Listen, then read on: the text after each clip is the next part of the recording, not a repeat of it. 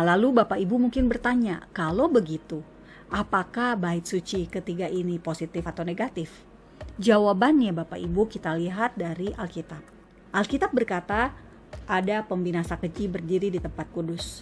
Lalu di 2 Tesalonika 2 ayat 3-4 dikatakan, janganlah kamu memberi dirimu disesatkan orang dengan cara yang bagaimanapun juga.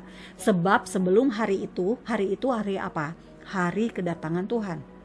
Haruslah datang dahulu murtad, dan haruslah dinyatakan dahulu manusia durhaka yang harus binasa. Yaitu lawan yang meninggikan diri di atas segala yang disebut atau yang disembah sebagai Allah. Bahkan ia duduk di bait Allah dan mau menyatakan diri sebagai Allah. Artinya apa Bapak Ibu? Ada sosok yang namanya manusia durhaka. Nah, di 1 Yohanes 2:18 disebutkan, anak-anakku, waktu ini adalah waktu yang terakhir. Ini omongan 2000 tahun yang lalu. Dan seperti yang telah kamu dengar, seorang antikristus akan datang. Siapa antikristus yang kita tidak tahu. Tapi ada 3 tokoh misterius di akhir zaman yang disebutkan. Yakni 1 pembinasa keji, 2 manusia durhaka, 3 seorang antikristus. Disebutkannya spesifik seorang. Nah, spekulasi dari saya, spekulasi Alkitabiah Fakta Israel, bait suci ketiga akan dibangun sebab akan disalahgunakan oleh pembinasa keji. Dan bangsa Israel akan mengadakan ritual kembali di bait suci sehingga manusia durhaka itu dinyatakan. Dia akan duduk di bait suci dan menyatakan diri sebagai Tuhan. Nah, agar Israel bisa membangun bait suci, maka harus ada seorang tokoh yang bisa diterima dunia. Harus ada orang yang bisa membuat bangsa-bangsa setuju orang Yahudi bangun kembali bait suci. Orang ini punya kemampuan diplomasi yang luar biasa. Seorang tokoh yang didengar oleh PBB, Liga Arab, OKI, Organisasi Kerjasama Islam. Tokoh inilah yang kemudian bisa merujuk pada pembinasa keji atau manusia durhaka atau si antikristus itu. Apakah sudah ada? Kita tidak tahu. Tetapi yang jelas dikatakan itu seorang antikristus. Dan dia adalah lawan yang meninggikan diri.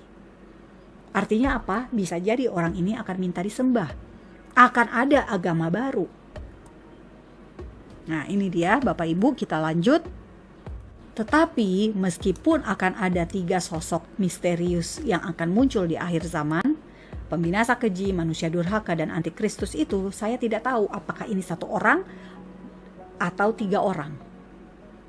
Tetapi yang paling penting buat kita ingat, Alkitab berkata di 2 Tesalonika 2 ayat 7-9, karena secara rahasia kedurhakaan telah mulai bekerja. Tetapi sekarang masih ada yang menahan. Kalau yang menahannya itu telah disingkirkan, pada waktu itulah si pendurhaka baru akan menyatakan dirinya. Tetapi Tuhan Yesus akan membunuhnya dengan nafas mulutnya dan akan memusnahkannya kalau ia datang kembali. Tuhan Yesus akan membunuh si pendurhaka, si pembinasa keji, si antikristus. Jadi ini bukan tandingan manusia, tapi tandingannya Tuhan Yesus sendiri. Bahkan gak ada apapun alat canggih perang manapun yang bisa membunuh. Hanya dengan nafas mulutnya Tuhan Yesus saja yang bisa membunuh si manusia durhaka itu, si pembinasa keji itu, si antikristus itu. Nah, siapa yang menahan? Yang menahan itu kita, orang-orang Kristen yang ada di dunia saat ini.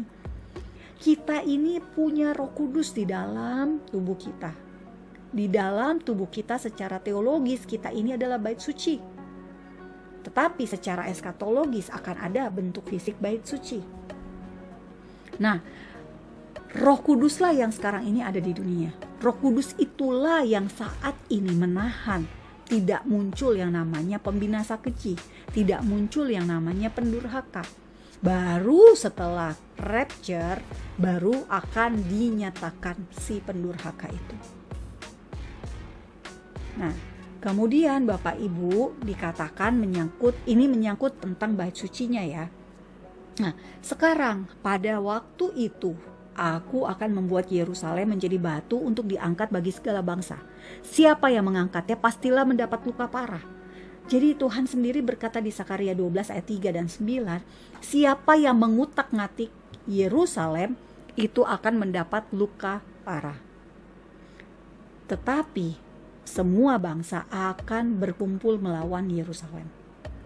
Dan pada waktu itulah Tuhan sendiri akan memunahkan segala bangsa yang menyerang Yerusalem. Jika kita lihat dari 2000 tahun yang lalu, meski Romawi menghancurkan kota Yerusalem, membakar kota Yerusalem pada tahun 70 Masehi, apakah ada bangsa-bangsa yang berkumpul melawan Yerusalem? Enggak, hanya ada satu bangsa. Sekarang kita bisa lihat Bapak Ibu, artinya sekarang Israel dalam keadaan damai. Israel dalam keadaan mempunyai banyak hubungan diplomatik dengan negara-negara dunia dan juga sudah berdamai diterima oleh negara-negara Arab. Sangat sedikit, mungkin hanya 30 negara yang belum berhubungan dengan Israel, tetapi ini pun negara-negara gagal. Kayak Suriah, Lebanon, buat apa berhubungan sama Israel? Gak apa-apa, gak usah berhubungan aja. Afghanistan, buat apa berhubungan sama Israel? Banyak teroris, bahaya. Paling yang perlu untuk berhubungan dengan Israel itu kayak kita, Indonesia, negara damai, negara cinta damai, negara dengan toleransi yang tinggi. Nah itu gak apa-apa berhubungan sama Israel. Tapi dengan negara-negara yang gagal, banyak terorisme di negaranya, konflik, negara perang, buat apa? Gak perlu, gak apa-apa. Nah jadi Bapak Ibu, kita akan menyaksikan bahwa suatu saat nanti di depan ada bangsa-bangsa yang menyerang Yerusalem.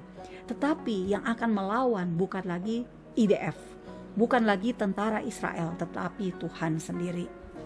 Nah yang terakhir Bapak Ibu mungkin akan bertanya, jadi apakah kita akan memasuki tribulasi? Gara-gara sudah ada lembu merah, akan ada bait suci. Nah Tuhan Yesus sendiri memang berkata tentang tribulasi. Sebab pada masa itu akan terjadi siksaan yang dahsyat. Tribulasi berkaitan dengan siksaan, seperti yang belum pernah terjadi sejak awal dunia sampai sekarang, dan yang tidak akan terjadi lagi di Matius 24 ayat 21. Beberapa pendapat kelompok preteris menilai semua yang dikatakan Tuhan Yesus, semua yang dikatakan di Alkitab itu sudah terjadi, sudah lewat. Tetapi sesungguhnya bencana atau siksaan atau apapun yang sudah dirujuk oleh Tuhan Yesus secara jelas mengatakan bahwa siksaan yang dahsyat itu belum pernah terjadi dan tidak akan terjadi lagi. Artinya kita belum melihat apa yang dimaksudkan oleh Tuhan Yesus. Nah tetapi jangan khawatir, karena dikatakan juga oleh Tuhan Yesus waktunya dipersingkat karena orang-orang pilihan. Nah kalau kita sudah rapture, orang-orang pilihannya itu siapa? Tentu saja rujukannya adalah bangsa Israel, orang Yahudi. Bisa juga lebih spesifik lagi, siapa orang-orang pilihannya? Orang-orang pilihannya adalah 144.000 yang dipilih untuk disiapkan untuk akhir zaman. Nah, apalagi tandanya? Ada Mesias palsu, ada nabi palsu, tanda-tanda dahsyat yang bukan dari Tuhan, mujizatnya bukan dari Tuhan. Ada informasi sesat. Tetapi ada juga anak manusia datang seperti kilat. Nah, jadi semua rujukan-rujukan yang dikasih sama Tuhan Yesus juga ada sesuatu yang bisa jadi kekuatan buat iman kita. Karena kalau anak manusia datang, itu kan artinya kan menjemput kita di awan-awan. Sehingga kita tidak perlu mengalami masa tersebut, masa siksaan dahsyat. Namun ada pula pendapat-pendapat dari ahli-ahli teologi, dari guru-guru Alkitab, mengatakan bahwa orang percaya Yesus tetap akan masuk tribulasi. Karena di Wahyu 21 ayat 7 dikatakan, barang siapa menang, ia akan memperoleh semuanya. Dan aku akan menjadi Elohimnya, dan ia akan menjadi anakku. Jadi ada barang siapa yang menang. Jadi benar-benar ada sesuatu masa di mana akan menghadapi tantangan dan diuji sehingga harus akhirnya ujung-ujungnya menang. Nah, di mana kita akan berada? Kita akan melihat nanti di depan ini prosesnya satu demi satu akan digenapi. Tetapi secara iman, saya percaya bahwa kita orang Kristen, apa yang dikatakan oleh Tuhan Yesus dari Wahyu, karena Wahyu adalah revelation dari Tuhan Yesus sendiri. Apa yang terjadi di dalam tribulasi 7 tahun, kalau Bapak Ibu lihat tribulasi 7 tahun dan juga dari Daniel 9 ayat 27, tribulasi itu dialami bangsa Israel oleh orang Yahudi dan orang dunia yang menolak Yesus. Tribulasi pertama 3,5 tahun disebut masa kesusahan, Wahyu 11 ayat 2-3. Lalu tribulasi kedua 3,5 tahun disebut masa kesusahan besar, Wahyu 6 ayat 16 dan Wahyu 7 ayat 14. Tribulasi pertama, antikristusnya berkuasa sesuai dengan 2 Tesalonika 2 ayat 7-8. Ekonomi dikuasai, jual beli memakai tanda. Agama baru muncul karena antikristus minta disembah.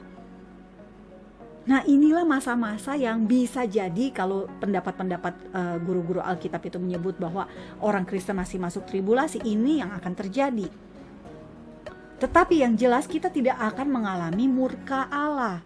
Tidak akan mengalami murka Elohim. Kenapa? Karena murka Elohim itu hanya dijatuhkan kepada antikristus, pada kejahatan antikristus.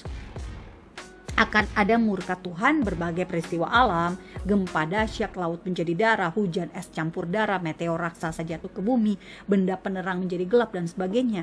Nah, itu semua murka Allah yang tidak menyasar kita orang Kristen yang sudah ditebus menjadi milik Yesus. Dan akhir tribulasi adalah Harmagedon, Wahyu 19 ayat 15-21.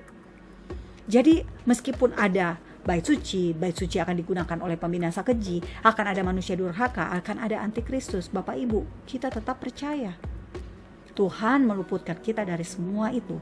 Tuhan tidak akan membiarkan kita seperti bangsa Israel ketika ada tulah di Mesir, 10 tulah tidak menimpa mereka. Mereka diberikan perlindungan khusus, favor dari Tuhan. Jadi betul-betul kita percaya bahwa ada perbedaan antara orang percaya Yesus dengan tidak percaya Yesus di akhir zaman ini. Inilah pesan buat kita. Kalau kita kasihan kepada saudara-saudara kita yang belum kenal Yesus, tugas kita lah untuk memperkenalkan keselamatan di dalam Yesus. Nah, bagaimana dengan bangsa Israel? Bangsa Israel ujung-ujungnya pasti akan diselamatkan oleh Tuhan. Saat ini sekarang di Israel orang-orang Yahudi sudah banyak yang mengenal Yesus. Sudah banyak yang menjadi orang percaya. Orang Yahudi di seluruh dunia itu jumlahnya hanya 14 juta. Sangat sedikit dibandingkan dengan miliaran orang Arab. Dibandingkan orang Cina. Nah, jadi betul-betul kita menjadi terang dan garam di masa kesusahan ini. Di masa sulit. Apakah ini masa kesusahan seperti definisi Alkitab? Tidak. Kita belum tahu kapan masa kesusahan seperti Wahyu 11 ayat 2 dan 3 itu katakan. Tetapi tanda-tanda ada krisis ekonomi, krisis pangan, krisis energi. Ada kesusahan yang dialami oleh berbagai negara di akhir-akhir ini. Itu tetap juga meneguhkan iman kita. Terima kasih Bapak Ibu, tetap semangat, tetap percaya. Saya Monique Rakers, Tuhan Yesus memberkati. Salam damai dari Fakta Israel.